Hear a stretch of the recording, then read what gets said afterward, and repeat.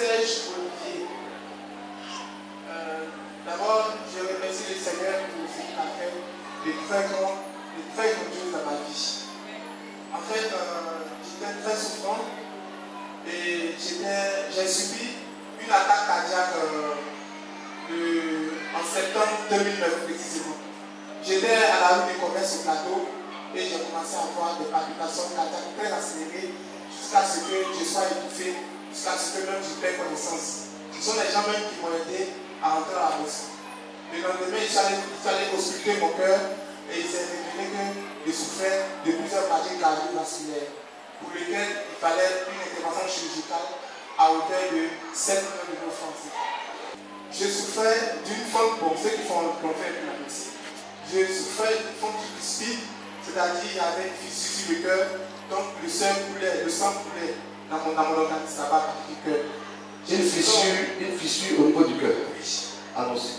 Ensuite, il y a ce qu'on appelle l'insuffisance mitrale, c'est-à-dire les vases mitrales, ce qui permet de faire une pompe interne au niveau du cœur, pour permettre de faire circuler le sang, était caduque.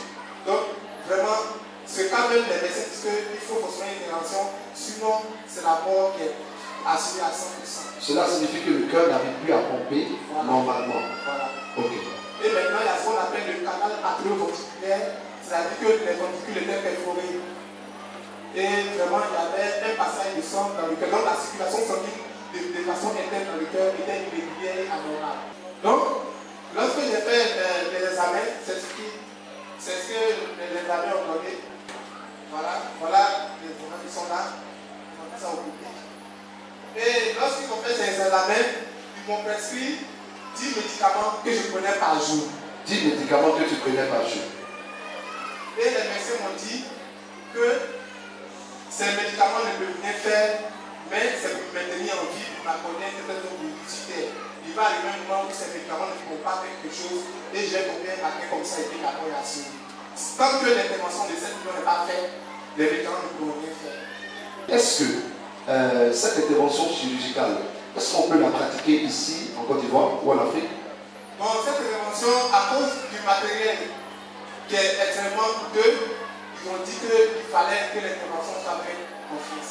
En France. On ne pouvait pas faire l'intervention chirurgicale ici, c'est forcément en France. Allons-y. Donc, c'était passé comme ça en 2009.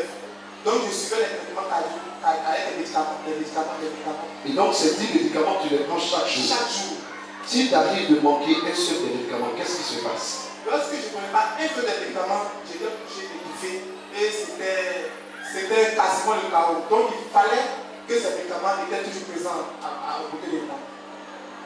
Donc, je connais ces médicaments qui comprimés par jour. Un jour, j'étais avec un ami avant d'arriver ici qui m'a parlé du prophète Jacob Pété. Et il m'a dit c'est un grand homme de Dieu à lequel Dieu vraiment se glorifie intensément. Je lui ai dit bon, dans ce cas, il va chercher à rencontrer à venir dans cette église. Et là, lorsque je suis venu pour la première fois, c'était en 2012. J'étais assis au fond là-bas. Et maman prêchait. Maman a dépassé tout le monde. Elle est venue, ça a été à côté de moi, elle m'a dévié devant ici. Et je me suis dit, je l'ai suivi. Elle a dit que vraiment j'ai subi des attaques. J'ai subi des attaques vraiment du côté physique, même du côté mystique. Que présentement même, ils sont en train de tirer mon sang quelque part, dans les secrets. Donc c'est pourquoi actuellement même je ne me sens pas bien. Et effectivement, j'ai confirmé cela. J'ai dit c'est vrai maman, ce que vous dites c'est vrai. Et maman a commencé à me suivre. Elle faisait l'imposition des mains par la prière. Chaque dimanche, je venais ici et après le culte, maman me faisait l'imposition des mains par la prière, par la prière, par la prière. Et un jour, j'ai dit à maman, est-ce que c'est comprimé? J'ai même montré que c'est comprimé à maman. J'ai dit, maman, est-ce que c'est comprimé? Il faut continuer de prendre ça. Elle dit, ça dépend de toi. Ce qui est sûr, Dieu a fait. Oh, dis amen. Maman dit, ça dépend de toi, mais ce que moi j'ai à te dire, c'est que Dieu a fait. Dieu a fait. Bon, j'ai compris. Donc, un matin, je me suis réveillé. J'ai dit aujourd'hui là, j'ai été devant le monde. Parce que quand maman priait pour moi, je me sentais de plus en plus à l'aise. J'ai dit un matin, aujourd'hui là, ce que maman a dit là, maman a dit tu as fait. Donc, je n'ai pas de répondre. Donc, les 10 comprimés, j'ai arrêté de répondre. Or, lorsqu'il faut pas un comprimé, 1 heure de temps, même 30 minutes, je commence à étouffer. Et de 7 h jusqu'à 10 h, je n'ai pas pu les comprimer. Je me sentais toujours à l'aise. J'ai dit, mais attention, qu'est-ce qui va se passer? Jusqu'à midi, pas de problème. J'ai dit, mais attention, ce que maman a dit est vrai. J'ai dit, bon, attends, j'attends le soir. Le soir arrive, pas de problème, je me sens bien.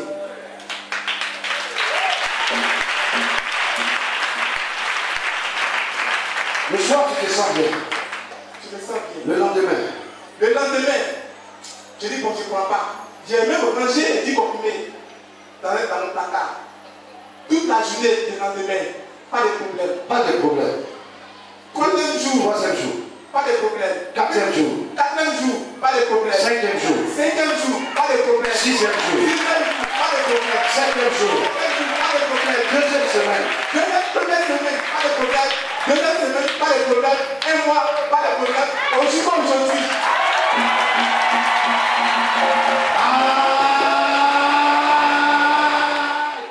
Ça fait maintenant 2 ans. 2 ans. Il est reparti, les médecins disent, attends, nous, on ne veut plus t'ausculter. Vous savez pourquoi? Parce qu'ils ont réalisé que quelque chose s'était passé dans la vie de ce monsieur. Ce sont des scientifiques, mais à un moment donné, la main de la médecine est limitée. Et là où s'arrête la main de la médecine commence la main de l'Éternel. Alléluia.